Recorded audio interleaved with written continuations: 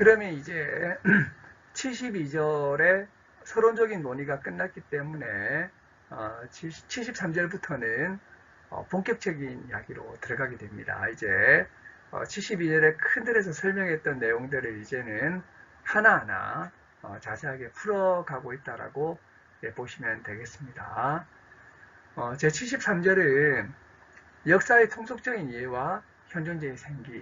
그래서 우선은 출발점은 역사에 대한 통속적인 이해부터 출발하겠다는 것입니다.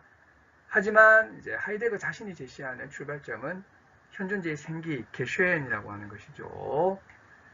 그래서 이제 역사의 통속적인 이해부터 이야기를 하고 있습니다. 역사라고 하는 것은 통속적으로 어떻게 이해되느냐? 대체로 지나가버린 과거의 것. 물론 이제 과거가 현재에게 영향을 미칠 수도 있고 안 미칠 수도 있지만 일단은 대체로 역사 이렇게 하면 과거에 대해서 공부를 하는 걸로 생각하는 거죠. 그 다음에 두 번째, 과거로부터 뭐가 유래됐는가. 그래서 이제 과거, 현재, 미래로 가로지르는 사건의 이런 연관과 영향을 이야기한다는 것입니다. 과거의 사건이 어떻게 현재에 영향을 미치고 또 미래에 영향을 미칠 것인가.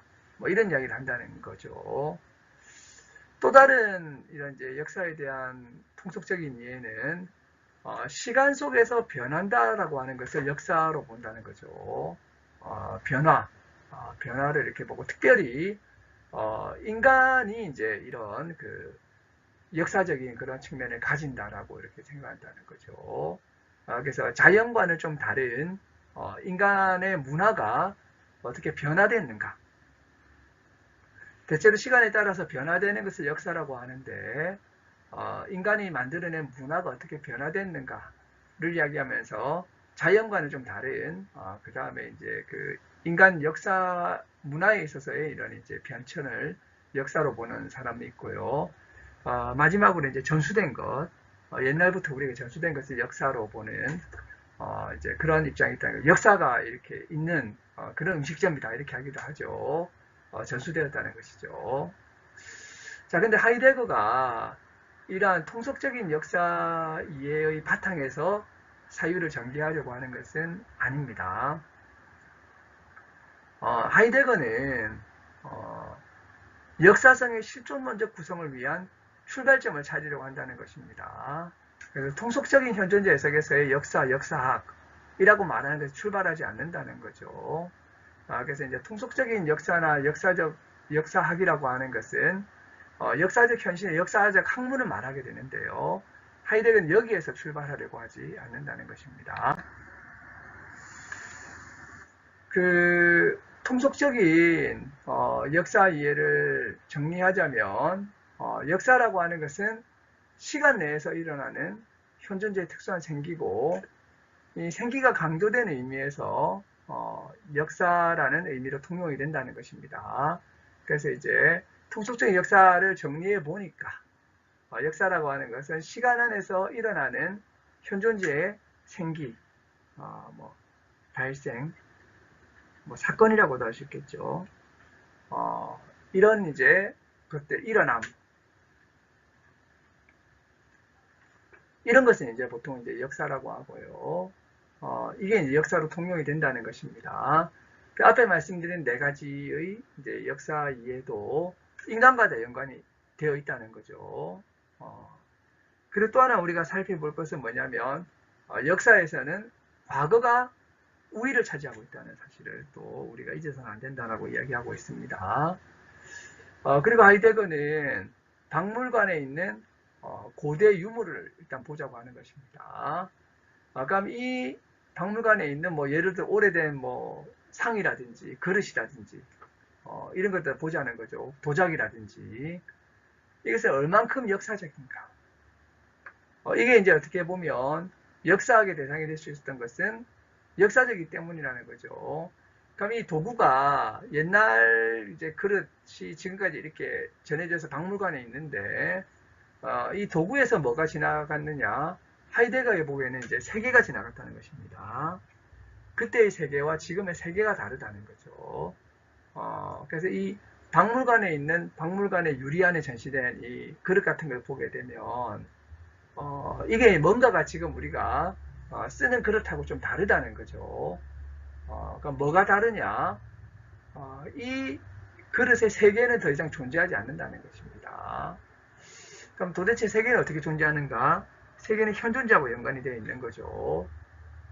이런 부분들에 대해서 이제 이야기를 하면서 이 고대 유물이라고 하는 것이 이제 역사적 성격을 가지게 되는데 그것이 이제 역사적 성격은 그 유물이 속했던 현존제의 과거에 근거하고 있다는 것입니다. 현재의 과거.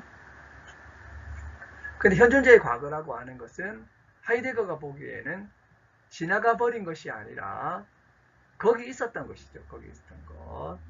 그래서 이제 이런 현존제와의 연관, 또 세계와의 연관, 이런 것들 때문에 고대 유물이 역사적 성격을 가지게 된다라고 이렇게 하이데거는 이야기하고 있다는 것입니다. 자, 그래서 거기 있어 왔던 현존제가 1차적으로 역사적이라는 거예요. 거기 있어 왔다는 말은 뭐죠? 기재해온 이 현존제가 1차적으로 역사적이라는 것입니다. 그래서 이제 현존제가 기재를 하고 있는데 거기 있어 왔다는 의미에서 기재할 뿐만 아니라 시간성의 시간화 속에서 기재하고 있죠. 그래서 이제 현존제는 이렇게 기재한다는 것입니다. 기본적으로 역사라고 하는 것은 앞에서 이제 두 가지 통속적인 역사에서도 인간이 중심적이고 그리고 과거가 중심이었던 것을 볼 수 있죠. 하이데거에게서도 역사 이야기를 할 때는 인간 현존제가 굉장히 중요하다는 것입니다. 근데 인간 현존제가 결국에는 이제 기재하는 존재인 거죠. 기재하는 존재, 게베제나이트.